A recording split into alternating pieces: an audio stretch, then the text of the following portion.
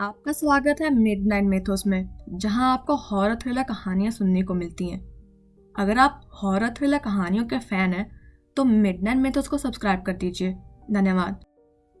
दोस्तों, आप सुन रहे थे स्वाति गौतम की लिखी हुई कहानी बरसात की डरावनी रात।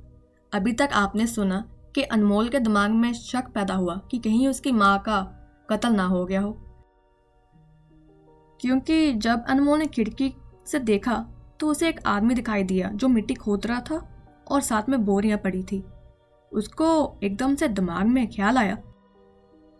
उसको लगा कि कहीं पड़ोसन ने तो नहीं अनमोल की माँ को मरवा दिया, क्योंकि पिछली बार पड़ोसन के साथ अनमोल की माँ की लड़ाई हुई थी। वह अपनी माँ को कमरे में चेक करने जाता है, लेकिन माँ वहाँ होती नहीं। तो वह बड़ी मुश्किल से उस आदमी के पास पहुंचा। अनमोल ने उस आदमी के साथ हाथापाई की और उस आदमी ने बता दिया कि वह आंगनवाड़ी में काम करता है।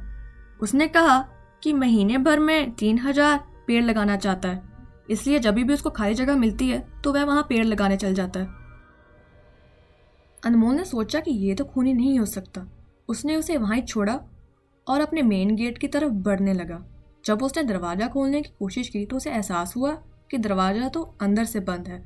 अब आगे तब उसे याद आया कि शायद नीचे की कुंडी लगी हुई है। वह दोबारा खिड़की से कूदा और माँ के कमरे की तरफ मुड़ गया।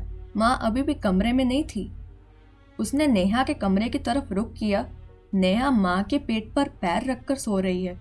उसने गहरी सांस ली और जाकर अपने बिस्तर पर पसर गया। अनमोल ने अचानक अपने सिर पर एक जोरदार थप्पड़ महसूस किया और रोज सुनी जाने वाली आवाज। आधी दोपहर तक सोता है और पूरी रात जागता है।